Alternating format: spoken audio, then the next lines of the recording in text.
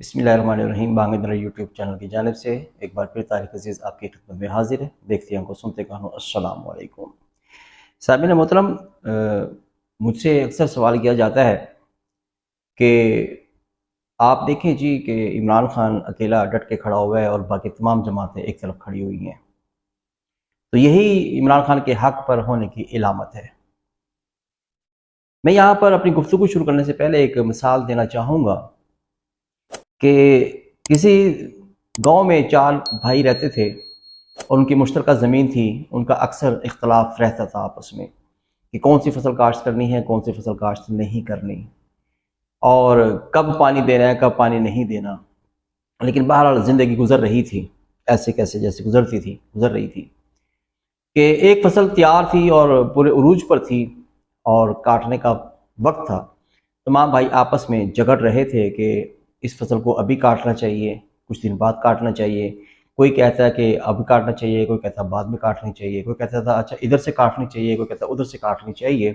اس اختلافات میں لگے ہوئے تھے کہ باہر سے ایک شخص دوڑا دوڑا آتا ہے اور کہتا ہے کہ آپ لوگ یہاں پر لڑائی میں پڑے ہوئے ہو اور فصل تیار کھڑی ہے، اور باہر آپ کی فصل کو ایک سور جانور ہے، گدڑ ہے، وہ نقصان پہنچا رہا ہے، وہ گھس گیا ہوا ہے بچوں سمیت۔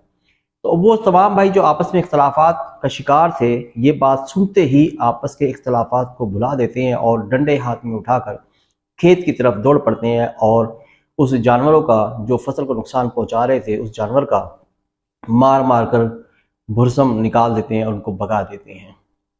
یہی مثال موجودہ دور سیاست پر ہے کہ عمران خان سیاست میں آیا اور اس نے ملک کا جو بیڑا غرق کرنا شروع کیا، تو باقی جماعتوں نے اندازہ لگایا کہ یہ شخص ملک کو تباہی و بربادی کے دھرے پر پہنچا رہا ہے، تو تمام جماعتیں آپس کے اختلافات بھلا کر ایک ہو گئی اور اس کو سیاست سے آؤٹ کرنے کے لیے، اور وہ سیاست سے آؤٹ ہو گیا ہوا ہے۔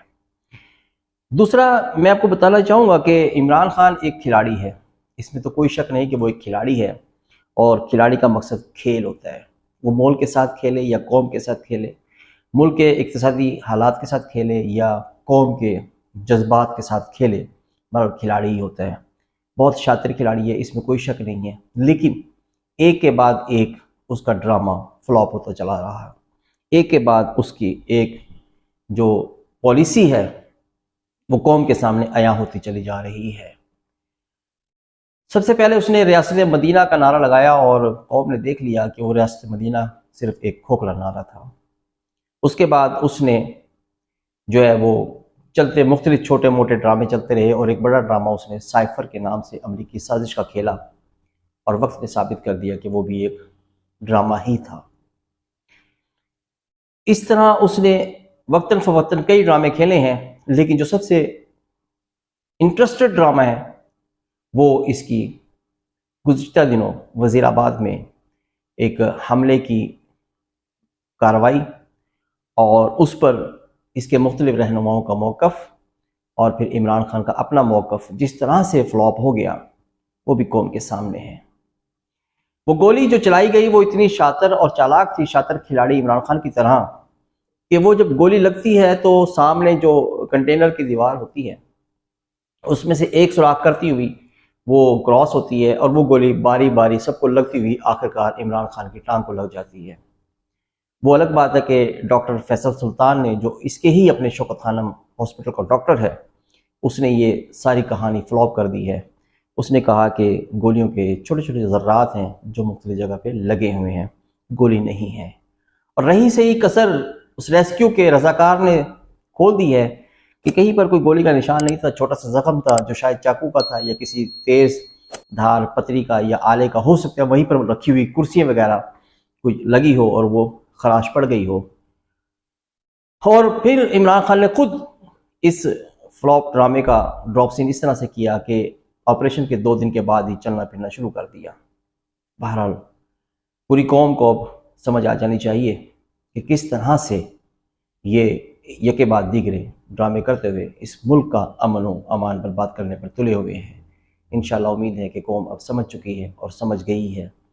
جلد ہی اس کی سیاست کے تابوت میں آخری کیل ثابت ٹھوک دی جائے گی اور سیاست سے اس کا کلا کما کر دیا جائے گا۔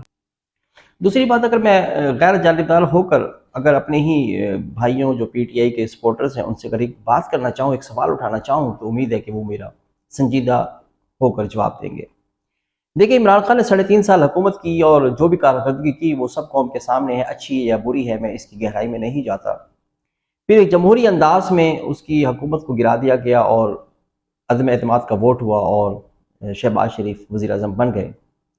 میرا مشورہ اور میری خواہش اور میرا رائے بھی یہی ہے کہ اگر عمران خان یہ 10 مہینے 11 مہینے اگر سکون سے بیٹھ کر ان کو موقع دے کام کرنے کا اور اپنے اخباری بیانات اور سوشل میڈیا پیغامات وہ عمران خان جاری رکھے، لیکن اس طرح سے معاشرے میں بد امنی اور افراتفری کا ماحول پیدا نہ کریں، بلکہ ملک کی سلامتی کی خاطر یہ 10 مہینے برداشت کریں، تو قوم اتنی بیوقوف نہیں ہے کہ وہ آپ کے 3.5 سال اور ان کے 10 مہینے کی کارکردگی کو کمپیئر نہ کر سکیں۔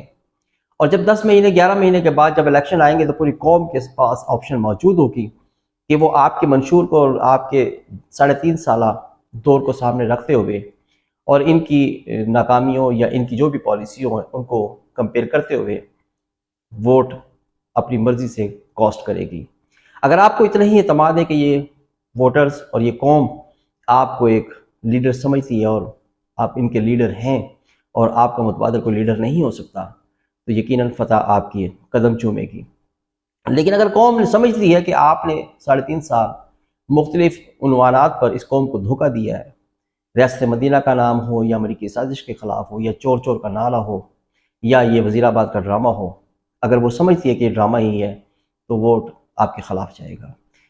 آپ ہی کے کہنے کے مطابق 22 کروڑ عوام کو اب فیصلہ کرنے کا موقع ملنا چاہیے۔ میری بھی رائے یہ ہے کہ 22 کروڑ عوام کو ہی اب فیصلہ کرنے کا حق حاصل ہے۔ اسٹیبلشمنٹ کی مداخلت جو پہلے کبھی ہوا کرتی تھی، اب بار بار ہاں اپنی کانفرنس میں بیانات میں ISPR اور حتیٰ کہ پاکستان کی تاریخ میں پہلی بار DGISI آ کر بھی یہ کہہ چکے ہیں کہ اب اسٹیبلشمنٹ یا فوج کا سیاست میں کوئی کردار نہیں ہے، پہلے کبھی رہا ہے۔ انہوں نے اس چیز کو ڈھکے چھپے لفظوں میں مانا بھی ہے۔ اب جب وہ اس چیز کا اظہار کر چکے ہیں کہ وہ غیر جانبدار ہیں، تو یقیناً قوم کو مکمل آزادی ہوگی اپنے حق کو استعمال کرنے کی۔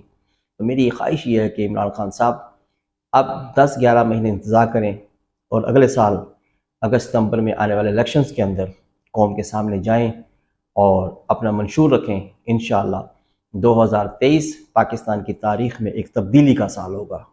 اس کے بعد پاکستان میں جمہوریت پروان چڑھے گی، اس میں عمران خان کو پورا موقع ملے گا کہ اس قوم کی لیڈرشپ کے طور پر سامنے آئیں۔